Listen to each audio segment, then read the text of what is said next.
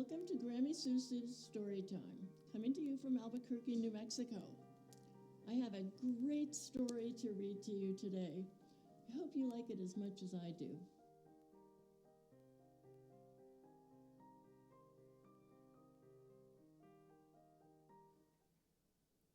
Hi everyone, thanks for coming today. Today I let my friend Bear pick out the book. It's one of Bear's most favorite books, and I wouldn't let Bear bring a sword, which Bear wanted to do, but I did let Bear pick out this outfit, which has to do with the story, I guess, or at least in Bear's mind it does, so I hope you'll admire it a little bit before I start to read the book. Because he looks so good. Anyway, today's book is called The Tough Princess, and Bear really admires the Tough Princess.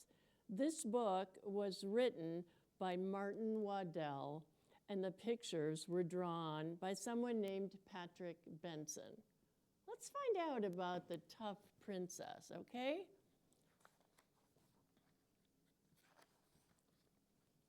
Oh, it's going to help me to put on my glasses, right? Okay. Okay.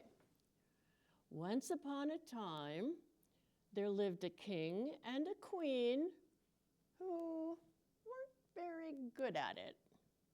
They kept losing wars and kingdoms and ended up living in a shack parked beside a deep, dark woods. The king is the one with the frying pan. The queen is the one with the hammer trying to fix the roof. One day, the queen told the king that she was going to have a baby. "Have a boy," commanded the king. "He will grow up to be a hero, marry a rich princess, and bring back all of our fortunes." "Good idea," said the queen. But when the baby came, what do you think? It was a girl. "Never mind," said the king. "She will grow up to be a beautiful princess. I will annoy a bad fairy and get the princess into trouble. Then a handsome prince will come rescue her, and we'll all go off and live in his castle."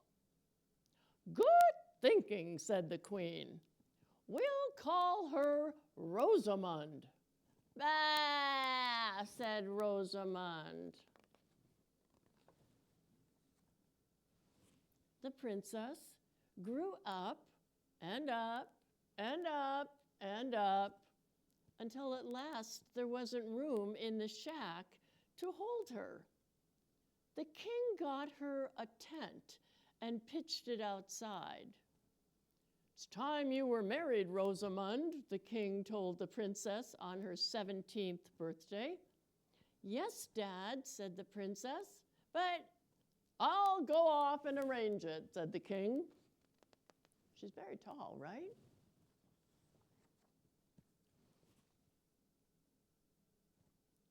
One thing about this book, I'm going to warn you guys, you kind of want to look at around the edges of the pictures as well as into the middle of the picture. There's all kinds of funny little things that happen on the edges. The king went off into the deep, dark wood to annoy some bad fairies. The first fairy the king met was a good one. She didn't even get angry when the king called her names. The second one was bad, but she was only a beginner.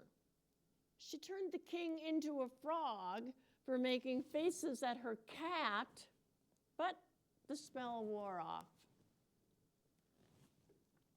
The third fairy was very bad. Here she is. The king was very rude to her. "Aha!" cried the bad fairy. "What do you love most in the world?" "My daughter Rosamund," cried the king hopefully. Then I will cast a spell on her, cackled the bad fairy, who wasn't very bright, and she darted off to do it. Do you remember the king's plan to have the fairy get Rosamund in trouble?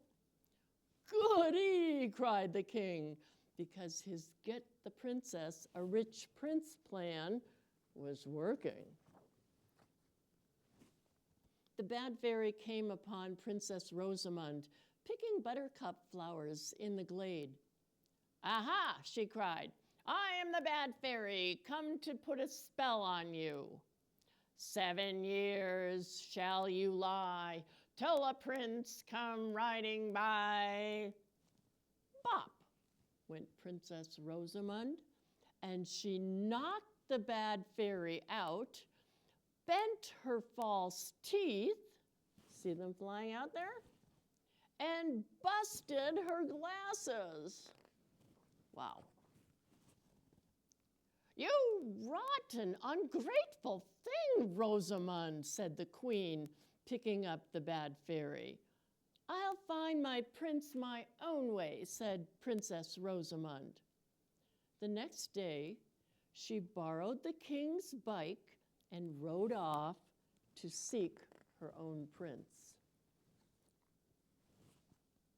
Rosamund had a lot of adventures. She killed dragons and great snakes and knights in black armor. She rescued several princes who were quite rich, but she didn't like them, and so she threw them back. She did all the things a heroine ought to do, but she didn't find her prince. Finally, Princess Rosamund grew tired of rescuing princes and killing dragons, and her front wheel buckled and bent in a fight with a 100-headed thing.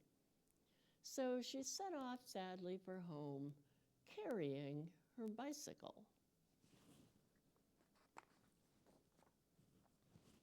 Hello, Mom. Hello, Dad. Hello, bad fairy, said Princess Rosamund when she got home. Where's your prince then? Said the king and the queen and the bad fairy, who had moved in at this time. Haven't got one, said Princess Rosamund. I'm not going to marry a ninny. A ninny is somebody who's not very smart. What about us? Cried the king and the queen and the bad fairy. What are we supposed to live on if you can't come up with a prince? That's your problem, said Princess Rosamund. I'm not going to...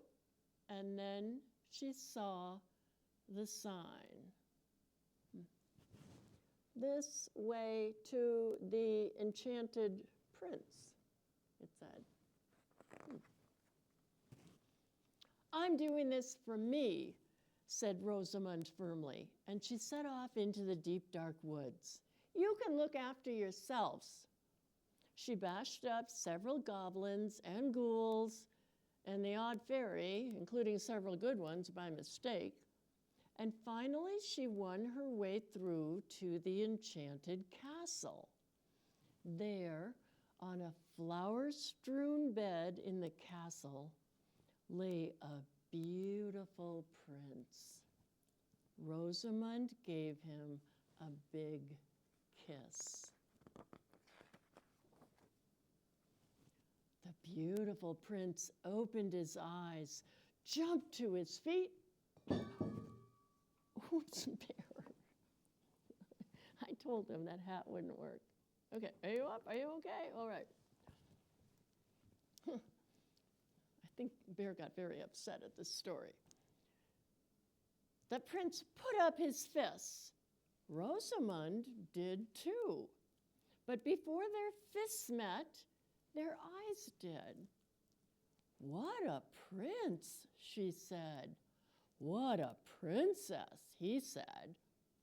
It was love at first look. So they biked off together on the bent-up bike and lived happily ever after. The king and queen lived happily ever after too. And as for the bad fairy, she got even worse. The end. Thanks for listening. Now I gotta go find Bear's helmet, otherwise known as the top of my little saucepan. Thanks for listening. See you next story time. Bye.